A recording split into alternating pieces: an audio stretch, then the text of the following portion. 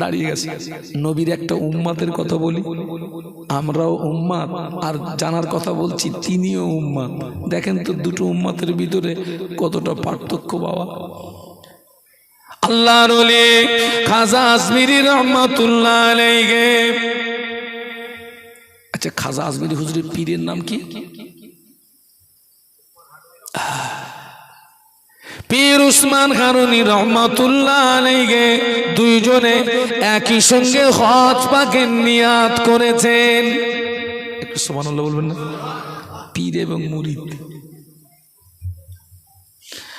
হজ হয় টোটাল মক্কাতে, মদিনাতে হজের কোনো রকম নেই বাবা। মদিনাতে হাজিদেরকে দুটি কাজ করতে হয়। একটি কাজ হচ্ছে প্রতিদিন আল্লাহ নবীকে সালাম দিতে হয়। দ্বিতীয় কাজ হচ্ছে মদিনার মসজিদে নববী শরীফে তাকবীরে উলার সঙ্গে নামাজ আদায় করতে হয়।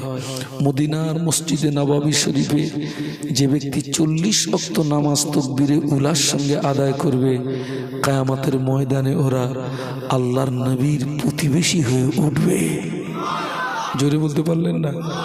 খাজা আজমিরি রহমাতুল্লাহ আলাইহি, পীর উসমান হারুনি রহমাতুল্লাহ আলাইহি মক্কা শরীফে পৌঁছে গেলেন।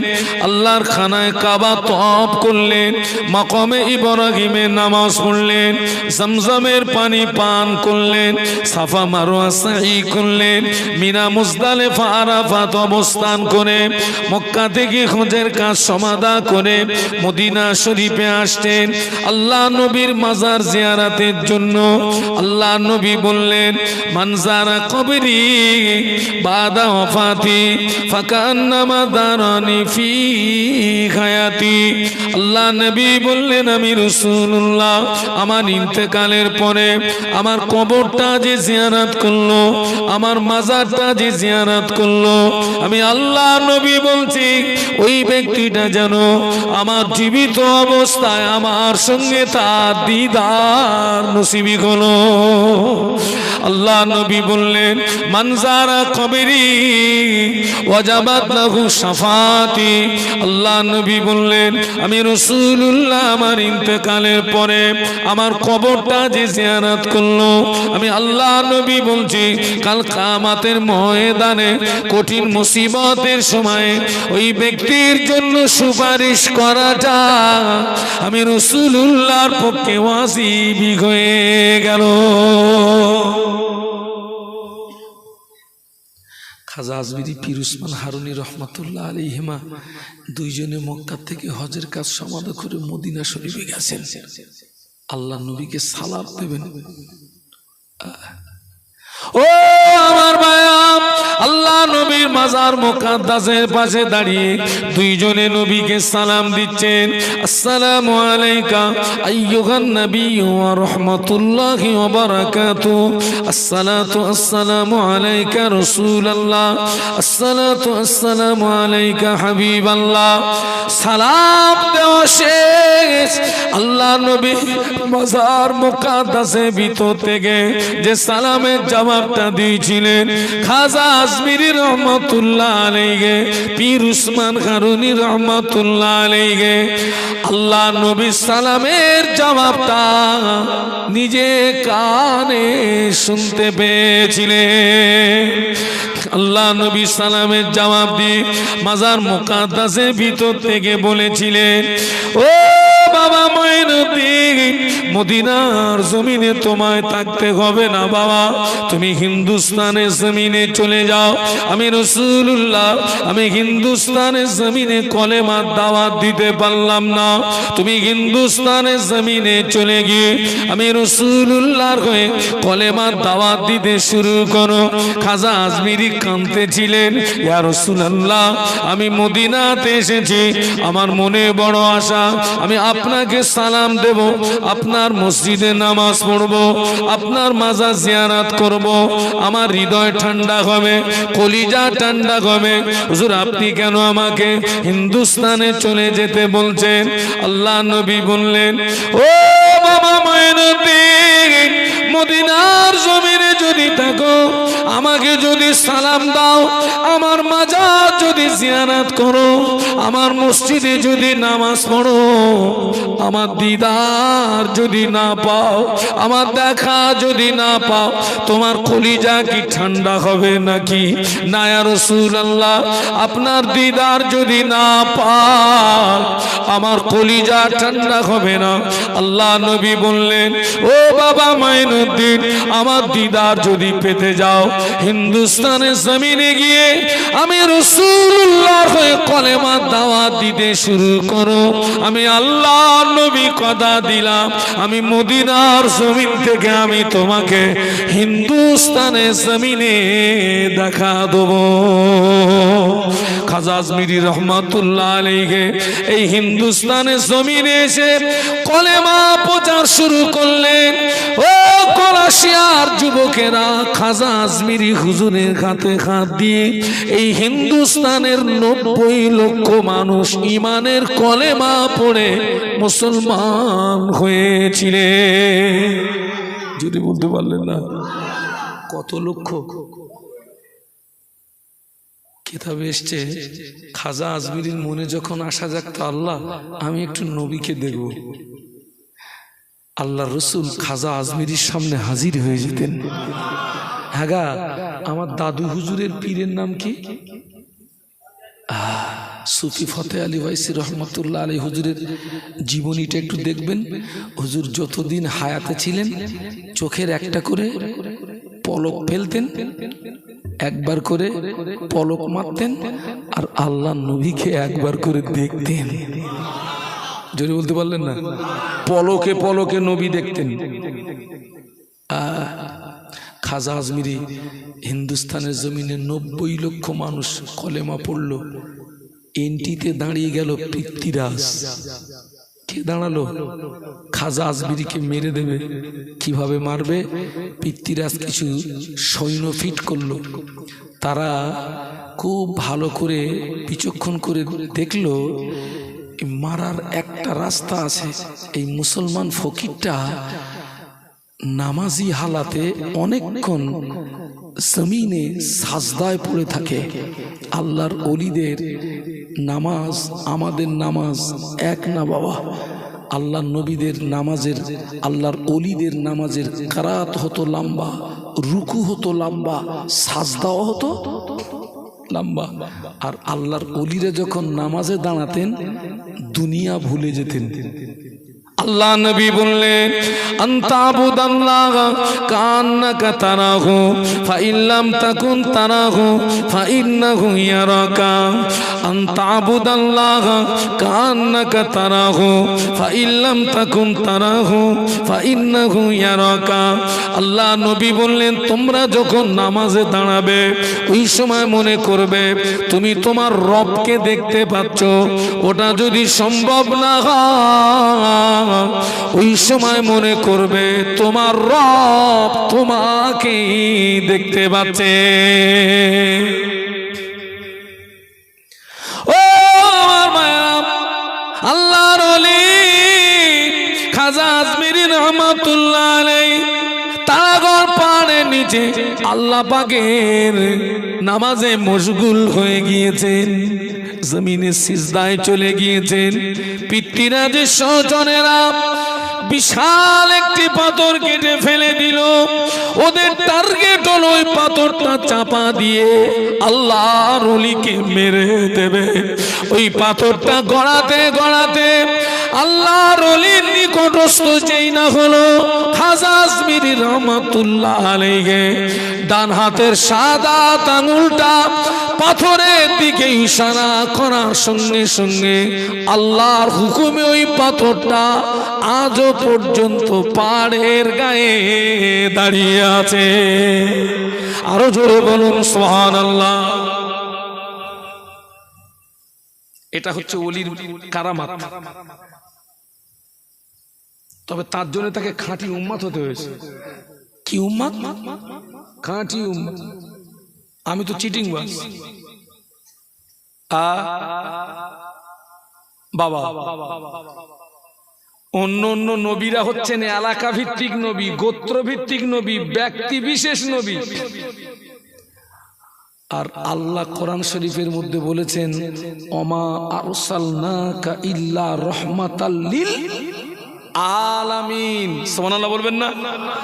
আর আমরা সূরা ফাতিহার ভিতরে কি পড়ি? আলহামদুলিল্লাহি রাব্বিল আলামিন। আলামিন বহু বচন, এক বচন আলম। আল্লাহ হলেন আলহামদুলিল্লাহি রাব্বিল আলামিন, আর আমাদের নবী হচ্ছেন রহমাতাল লিল আলামিন। সুবহানাল্লাহ বলো। আমাদের নবী রহমাতাল লিল আলামিন। আল্লাহ নবী আসলেন, আল্লাহু আকবার। নবীর যুগটাকে ইউরোপের ঐতিহাসিকরা মূর্খের যুগ হিসাবে আখ্যায়িত করেছিলেন, বর্বরতার যুগ, অন্ধকারের যুগ। কেন ওই যুগটাকে অন্ধকারের যুগ বলা হতো? কেন? এই জন্য বলা হতো, ওই যুগের মানুষেরা এক রবকে ভুলে গিয়ে তারা শত শত দেবদেবীর উপাসনা করত। কেউ ছিল সূর্য উপাসক, বিশাল একটা দল সূর্য পূজা করত, বিশাল একটা দল তারকা পূজা করত, বিশাল একটা দল আগুনকে পূজা করত। কারো স্রষ্টা সূর্য, কারো স্রষ্টা তারকা, কারো স্রষ্টা আগুন। বিশাল একটি দল সুদের ভিতরে ডুবেছিল, মদের ভিতরে ডুবেছিল, জেনার ভিতরে ডুবেছিল, এবং অধিকাংশ কাফেররা তাদের জীবিত কন্যা সন্তানগুলোকে কি করত? পুঁতে দিত। কবর দেওয়া একরকম, আর পুঁতে দেওয়া। আচ্ছা বলুন তো, আবু জাহালকে কি কবর দেওয়া না পুঁতে দেওয়া? আবু জাহাল পুঁতে দেওয়া। বদরে বদর বদর বদর ইসলামের প্রথম যুদ্ধ হয়েছিল বদরের ময়দানে। কোথায় গো? আল্লাহ এবার আমাকে দেখালেন যেখানে 14 জন সাহাবী শহীদ হয়েছিলেন। সেই শহাদানদের মাজার জিয়ারত করলাম।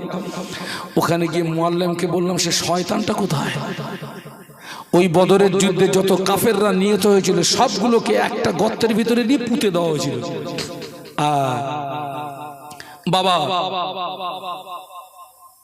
কাফেররা অধিকাংশ কন্যা সন্তানগুলোকে তারা নিজে হাতে পুঁতে দিত। আল্লাহ কোরআনে বলেছেন বিআইগে দামবিন কুতিলাত, কোন অপরাধীদেরকে মারলি। ঠিক এইরকম করুণ পরিস্থিতিতে আল্লাহ বিশ্বনবীকে পাঠালেন। বিশ্বনবী মায়ের গর্ভে আব্বাকে হারালেন, 6 বছর বয়সে মাকে হারালেন, 8 বছর বয়সে দাদুকে হারালেন। বিশ্বনবী দাদুজি ইন্তেকালের পরে দেখাশোনার দায়িত্ব নিলেন চাচা আবু তলেব। আবু তলেব হলেন ওই জমানার কাবার মোতাবাল্লি, যিনি হচ্ছেন হাসিম বংশের নেতা, একজন সম্মানীয় ব্যক্তি। আবু তলেবের তত্ত্বাবধানে থাকাকালীন বিশ্বনবী 40 বছর বয়সে নবুয়ত পেলেন। একটু সুবহানাল্লাহ বলবেন না? একটু মহব্বতে বলুন। 40 বছর বয়সে নবুয়ত প্রাপ্তির পরেই তিনি 3 বছর গোপনে গোপনে আত্মীয় স্বজন বন্ধু বান্ধবের কাছে আল্লাহর একাত্মবাদের দাওয়াত পৌঁছে দিলেন। নবুয়ত পেয়ে 3 বছর গোপনে গোপনে, 3 বছর পরে তিনি প্রকাশ্য ময়দানে নামলেন। মক্কাবাসী পড়ে নাও লা ইলাহা ইল্লাল্লাহ মুহাম্মাদুর রাসূলুল্লাহ। এই ওয়াজ বুঝবেন? এই লা ইলাহা ইল্লাল্লাহ এর বাংলা মানে কি? কি আল্লাহ?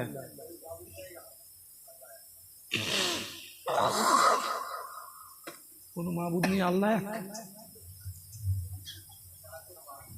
মোটামুটি যা বলেছেন সারাংশ ঠিক আছে, হয়তো আপনি সঠিকভাবে বলতে পারেননি, তবে সারাংশটা লা ইলাহা, নেই কোনো মাবুদ ইল্লাল্লাহ, আল্লাহ ছাড়া। কোনো মাবুদ নেই আল্লাহ ছাড়া। মুহাম্মাদুর রাসূলুল্লাহ, আমি মুহাম্মদ আল্লাহর প্রেরিত পয়গম্বর। একটু জোরে বলুন। আচ্ছা ভাই, যারা সূর্য উপাসক, যারা তারকা উপাসক, যারা অগ্নি উপাসক, রাসূল বলছেন লা ইলাহা, এই একটি কথাতে ওদের ওই স্রষ্টাগুলো আছে না শেষ? সব শেষ। লা ইলাহা, কোনো মাবুদ নাই। সব শেষ এক কথা। রসুল যদি বলতেন আল্লাহু মাহবুদুন মুহাম্মাদুর রসুল, আল্লাহ মাহবুদ, আমি মুহাম্মদ তার রসুল, মক্কাবাসীদের সঙ্গে আমার নবীর কোনো সংঘর্ষ ছিল না। ওরা জানতো মুহাম্মদ আমরা একটা স্রষ্টা বেছে নিয়েছি, তুমি একটা স্রষ্টা বেছে নিয়েছো, মুহাম্মদ তুমি তোমার স্রষ্টা নিয়ে চলো, আমরা আমাদের স্রষ্টা নিয়ে চলি। আল্লাহ নবীর ডালে আর চালে খিচুড়ি বানাননি। রসুল বলেছেন লা ইলাহা ইল্লাল্লাহ, কোনো মাহবুদ নেই আল্লাহ ছাড়া, আমি মুহাম্মদ আল্লাহর প্রেরিত পয়গম্বর। একটু জোরে বলুন। একটি প্রতিষ্ঠিত রাজ ক্ষমতার বিরুদ্ধে নবী একা। আবু জাহাল, আবু লাহাব, উতবা, সাইবা, এদের নাম শুনে যেন হালকা পাতলা মনে করবেন না। আবু জাহালের ভয়ে মক্কার মানুষরা থরথর করে কাঁপত। একটা প্রতিষ্ঠিত রাজ ক্ষমতার বিরুদ্ধে বিশ্বনবী একা একা। ছোট্ট একটা গোষ্ঠী, প্যালেস্টাইনের স্বাধীনতা সংগ্রামী, কি নাম? হামাস। ছোট্ট একটা গোষ্ঠী। আর ইসরায়েল হচ্ছে একটি বেজম্মা রাষ্ট্র। একদম কোথা বাংলায় বলে দিলাম, পিতৃহীন অবৈধ রাষ্ট্র। 3 লাখ সেনা মোতায়েন করেছে। কলা আল্লাহু আকবার।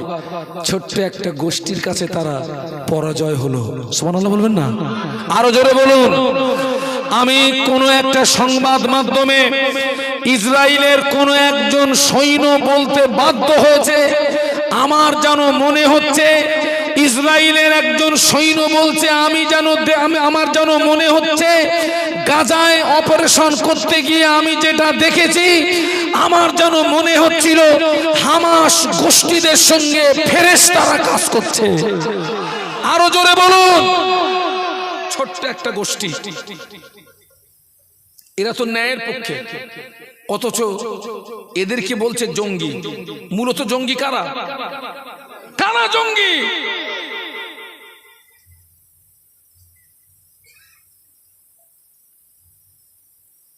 আবু জাহাল, আবু লাহাব, উতবা, সাইবা,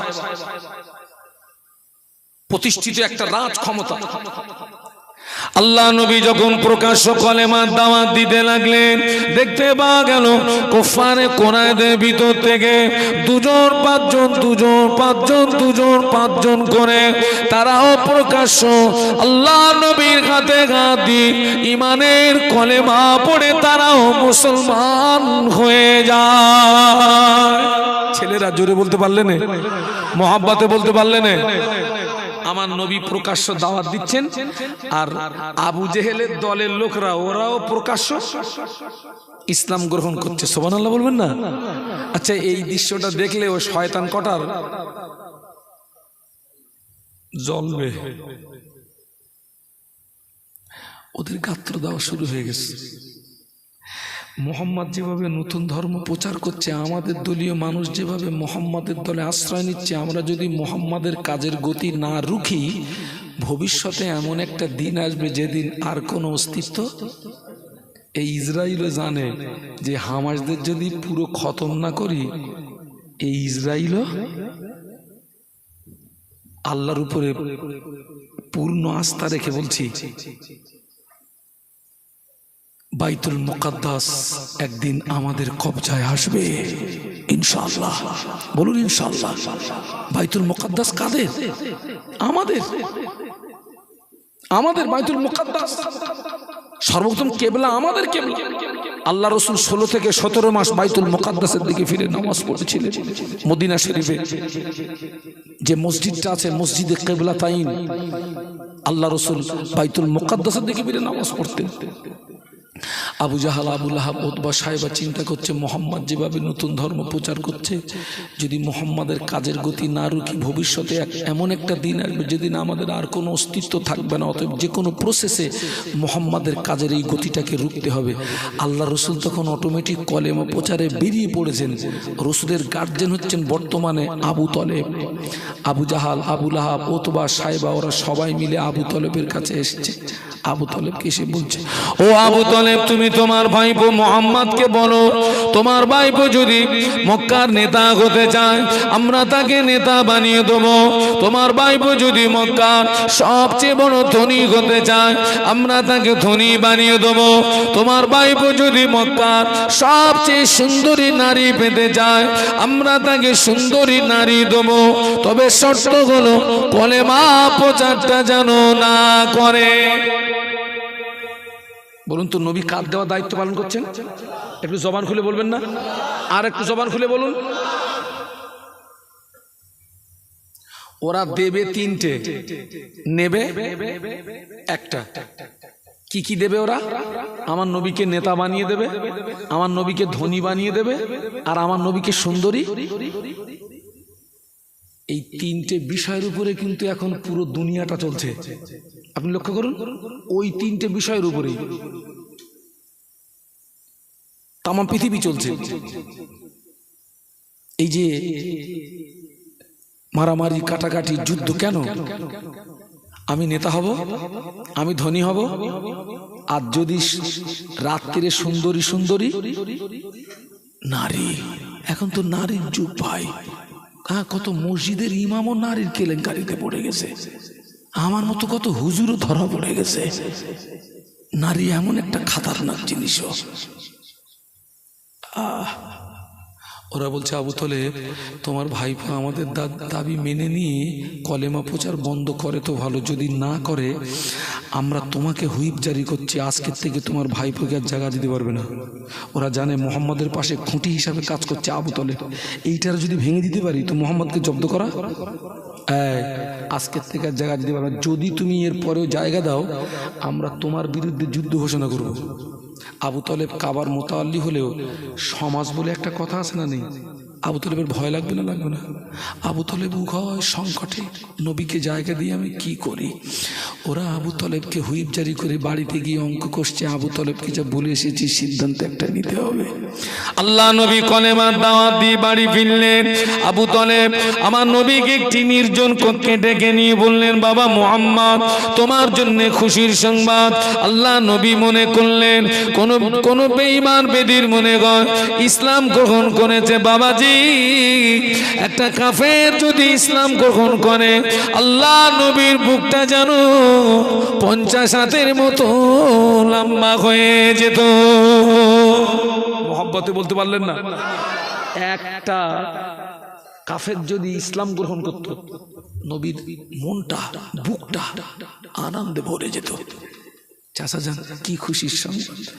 ও মুহাম্মদ, মক্কার বিশিষ্ট ব্যক্তিরা আমায় বলে গেল, তুমি যদি মক্কার নেতা হতে চাও তারা তোমায় নেতা বানিয়ে দেবে, ধনী হতে চাইলে ধনী বানিয়ে দেবে, সুন্দরী নারী চাইলে নারী দেবে, তবে শর্ত হলো বাবা কলেমা প্রচারটা করা যাবে না।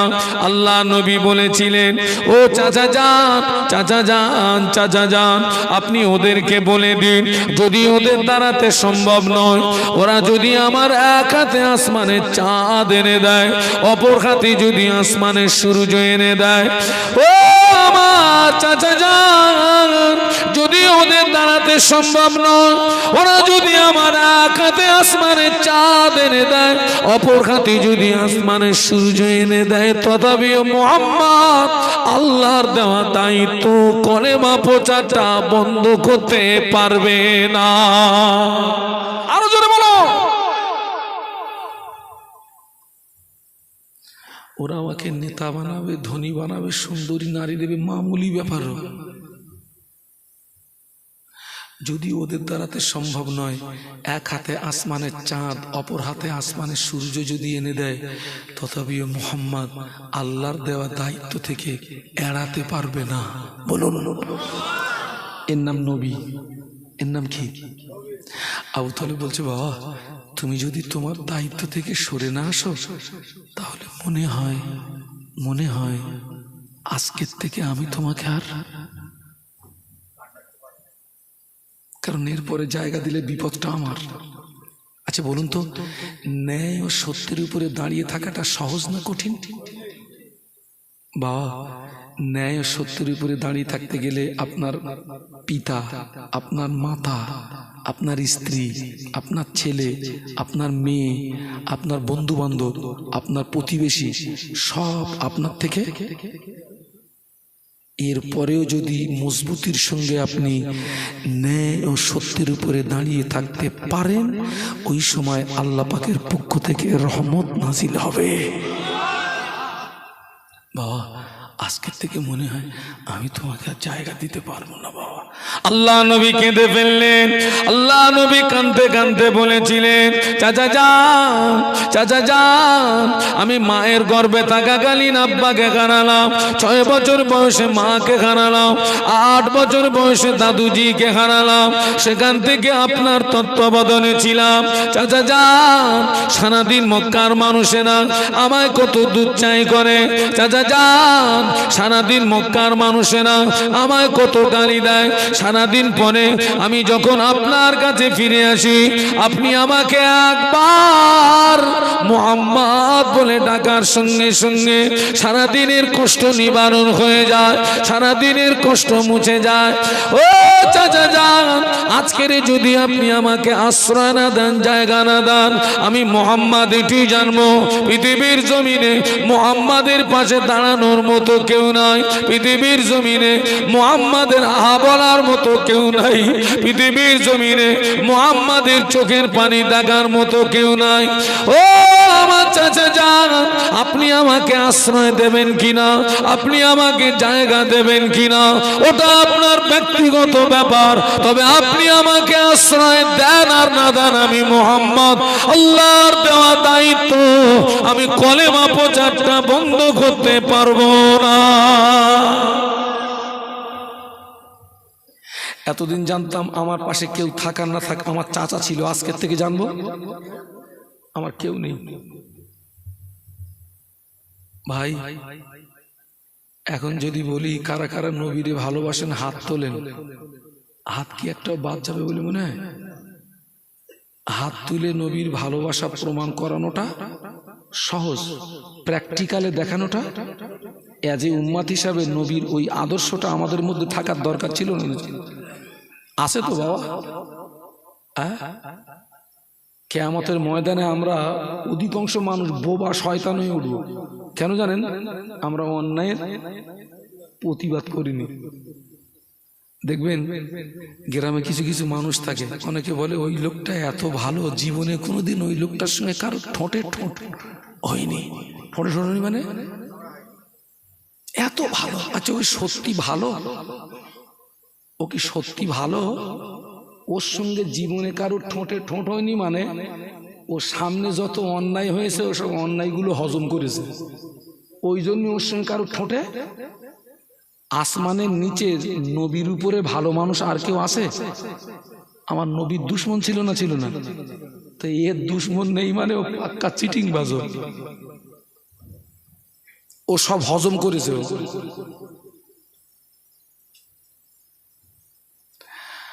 যতই হোক ভাইপো তো, আল্লাহ রসুল যে এই কথা বলেছেন, চাচা যান এতদিন জানতাম আমার পাশে কেউ থাকা না থাকা আপনি ছিলেন, আজকের থেকে জানবো। আবু তলেব কেঁদে ফেলেছে, একটু সুবহানাল্লাহ বলবেন না?